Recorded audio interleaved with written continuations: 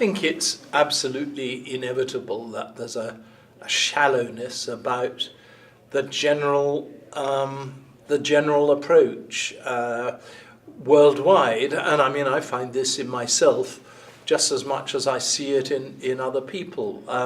I've got a 10-year-old son. When I saw the picture of a boy lying on the beach, drowned, a Syrian boy, when I saw a picture of a Syrian kid in an ambulance, I wept great tears and I tweeted about it. I'm just as guilty as everybody else. And the newspapers, television, radio have a real duty to bring as much of these things to people's attention, not just occasional heart-wrenching things, but the generality of it. So we don't just think it's a couple of boys and maybe a mother, screaming and weeping over her dead children, that it's so much more than that.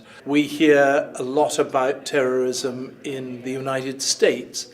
It's tiny. I read somewhere your chances of being hit by lightning are 72 times greater than the chances of your being affected in any way by a terrorist attack in the United States. Other countries where they've been serious, Syria particularly, Iraq especially, Libya very strongly, they scarcely get a mention. Afghanistan, good luck. I mean, it's got to be deaths in 3 figures in Afghanistan, even to warrant an inch of copy.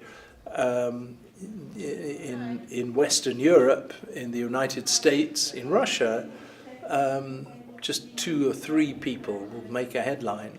The reasons behind terrorism in Afghanistan or in Iraq or Syria are every bit as interesting and important as the reasons behind terrorism in France or Britain or the United States. And if we don't see that, and if we don't follow that line, I think we're not doing our job properly at all.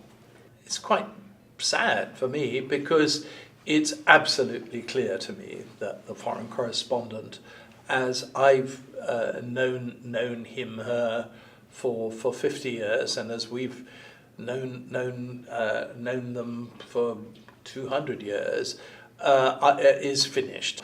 And beyond that, I don't think we're going to have newspapers all that much longer. And, I'm not sure that television is going to be a major source of news much longer. I suspect that what we're heading for is a kind of free-for-all world where there are no kind of clear established bases, where there are no authority figures or authority organizations, where you just pick and choose and you pick the people you like.